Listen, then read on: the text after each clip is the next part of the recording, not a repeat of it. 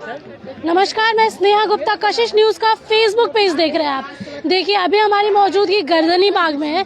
यहाँ पे आपको CTET के और BTET के अभ्यर्थी दिख रहे होंगे। इनकी क्या मांगे हैं हम इनसे ही जानेंगे और सीधा जुड़ते हैं। नाम क्या हुआ सर आपका? मेरा नाम उत्तम है मैम। मैं माननीय शिक्षा मंत्री जी से ये मांग करना चाहता हूँ कि 7वीं चरण प्राथमिक विज्ञप्ति अविलंब अतिशीघ्र जारी हो। माननीय शिक्षा मंत्री जी का शुरू से ही स्टेटमेंट रहा है कि हम आप लोगों को शीघ्र जल्दी कर देंगे, मगर ये 2019 से हम लोगों को मात्र 11 दिन के कट ऑफ डेट से हम लोगों को वंचित कर दिया गया और उस दिन से विगत 3 वर्षों से हम लोग प्रतीक्षारत हैं और ये प्रतीक्षा और धैर्य की सीमा अब हम लोग खो दिए हैं मैम। और हम लोगों के पास अब धैर्य खत्म हो गया है और माननीय शिक्षा मंत्री जी बार बार यही बोलते हैं कि आप लोगों की बहाली शीघ्र जल्दी और तुरंत होगी। हम ये माननीय शिक्षा मंत्री जी से जानना चाहते हैं, ये शीघ्र जल्दी और तुरंत कितने वर्षों का होता है? ये शीघ्र जल्दी और तुरंत विगत हम लोग तो जानते हैं कुछ महीने कुछ दिनों का होता है, कहीं वर्षों 5 वर्ष और 10 वर्ष को तो शीघ्र जल्दी तुरंत नहीं बोला जाता है। हम लोगों की मांग है कि हम लोगों को सितंबर से लेकर कभी सितंबर बोलेंगे, कभी दिसंबर, कभी जनवरी आएगा तो फिर फरवरी आएगा तो मार्च आएगा तो फिर आगे डेट को एक्सटेंड करेंगे। हम लोग को तारीख सुनिश्चित कीजिए। ये बच्चा भी एक जानता है मैम कि छठा के बाद 7वां होता है, तो 7वां चरण जब आएगा तो 7वां चरण फिलहाल कब, हम लोग को तारीख और महीना सुनिश्चित कीजिए कि कौन सी तारीख और कौन से महीने में हम लोग को 7वां चरण प्राथमिक विज्ञप्ति आप दे रहे हैं और अपने एक आधिकारिक घोषणा कीजिए। हम लोग को बरगलाया नहीं जाए। हम लोग को आश्वासन आज तक मिलते रहा है, आश्वासन कम और बरगलाया ज्यादा गया है। तो जब आप अधिकारियों के पास जाते हैं तो क्या बोलते हैं अधिकारी? इस हम लोग को बार बार यही बोला जाता है शीघ्र आएगा, जल्दी आएगा, तुरंत आएगा, इसके बाद आएगा। कितने सालों से शीघ्र और जल्दी आ रहा है? विगत 3 वर्षों से शीघ्र जल्दी और तुरंत का खेल चल रहा है। शीघ्र आ ही रहा है। हाँ, शीघ्र जल्दी तुरंत का खेल ये चल ही रहा है। बिहार में शीघ्र जल्दी और तुरंत का खेल इतना लंबा है कि एक बहाली कंप्लीट करने में, बताइए, एक छठा चरण की अभी बहाली हुई है मैम, 90,762 सीटों पे अभी बहाली हुई है, उसमें से मात्र 42,000 सीट भरी है। और इतना बड़ा जो आप आलम देख रहे हैं और इतना बड़ा जो बेरोजगारी का आलम है, ये आदमी अभी तक प्रोटेस्ट कर रहे हैं। हम लोग पूरे डिजिटल माध्यम से अभी ट्विटर पे भी आंदोलन करते रहते हैं, तब भी नहीं सुन पाए हैं। हम लोग वहाँ पे मतलब सचिवालय जाके मिले भी हैं, उन लोग को पत्राचार के भी माध्यम से आगाज किए हैं,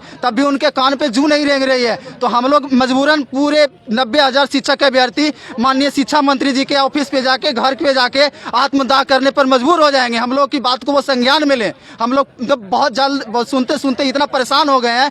पूरे बिहार से जितने भी अभ्यर्थी आए हुए कोई शौक से नहीं आया है मैम, यहाँ पे सभी की मजबूरी है आना।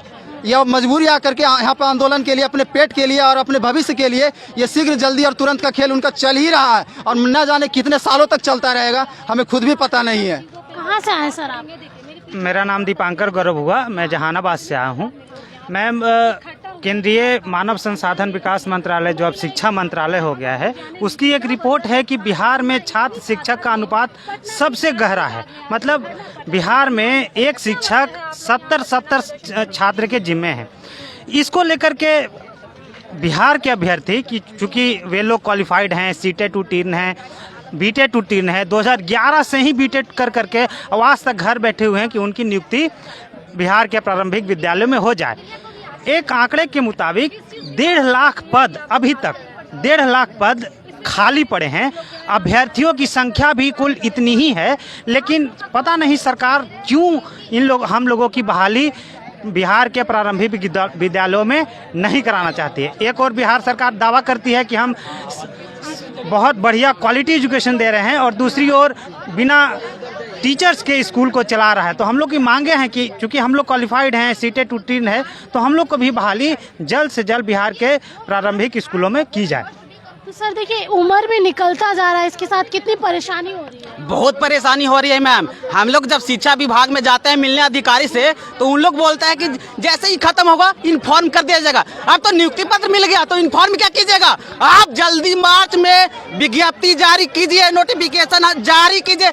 इसी सप्ताह में, मार्च के पहले सप्ताह में बोले थे शिक्षा मंत्री हमको चाहिए, इसीलिए हम लोग 3 से 5 तारीख को कर रहे हैं कि पहला सप्ताह में जारी कीजिए। जी मैम, 90,000 अभ्यर्थी देखिए, हुजूम देख लीजिए आप।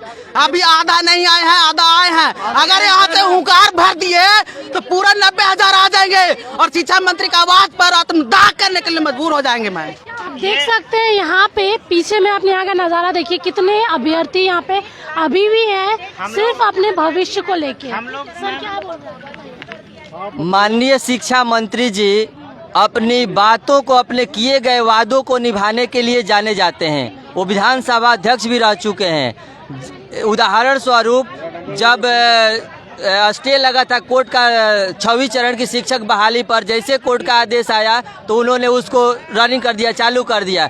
वो बोले थे कि 25 फरवरी को हम नियुक्ति पत्र देंगे, वो 23 फरवरी को ही दे दिए थे। तो माननीय शिक्षा मंत्री जी, आप 7वें चरण के वेट कर रहे हैं। आवेदन से वंचित अभ्यर्थियों से भी एक वादा किया था, मैं वादा आपको दिलाना चाहता हूं। आप बोले थे कि मार्च में आपकी नोटिफिकेशन हर हाल में आ जाएगी।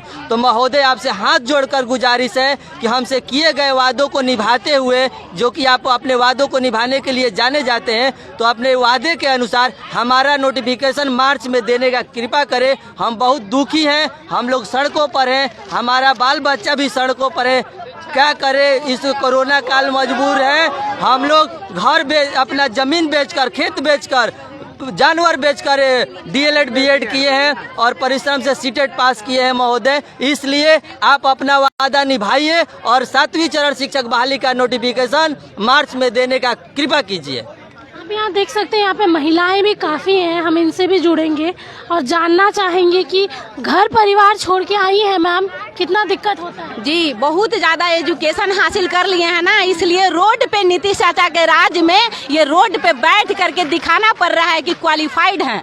रोड पे बैठ के दिखाना, क्वालिफाइड का नोटिफिकेशन लेबल लगा हुआ है। हम लोग आवेदन वंचित अभ्यर्थी हैं। 2019 से शिक्षा विभाग से लेकर के शिक्षा मंत्री तक का कंटिन्यू चक्कर लगाते रहे हैं, आंदोलन करते रहे हैं, लेकिन केवल हम लोगों को आश्वासन पे आश्वासन दिया जाता है। नवंबर में देंगे नोटिफिकेशन, तो दिसंबर में देंगे नोटिफिकेशन, फिर जनवरी 2022 में देंगे नोटिफिकेशन। नवंबर भी बीत गया, दिसंबर भी बीत गया, जनवरी भी बीत गया। अब हमको बताया जा रहा है कि अप्रैल में देंगे नोटिफिकेशन 7वीं चरण का। तो कोई अप्रैल का हम वेट नहीं करेंगे। जब आपका 20 तक 6वीं चरण का बहाली खत्म हो रहा है, आप 20 के बाद आप मेरा नोटिफिकेशन जब तक 7वीं चरण का जारी नहीं करेंगे, तब तक हम लोगों का आंदोलन इसी तरह से जारी रहेगा।